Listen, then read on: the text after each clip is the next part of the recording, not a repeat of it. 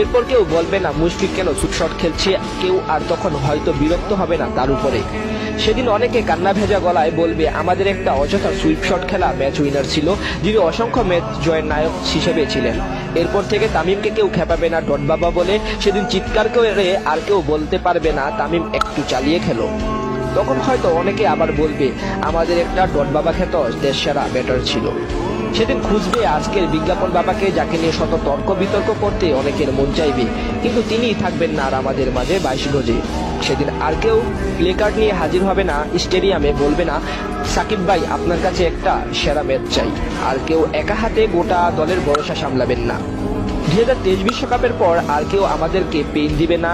সময়ের সাথে সাথে পেন কিলার সেদিন নিজেই হারিয়ে যাবেন, শত চেষ্টা করেও। আর সেদিনের পর থেকে আমরা বলতে পারবো না অনেক হয়েছে, এবার বুড়ো রিয়াদ চলে যান, কারণ বলার আগেই সেদিন আমাদের ছেড়ে এই লাল সবুজ জার্সিটা ছেড়ে চিরতরে চলে যাবেন অবসরে।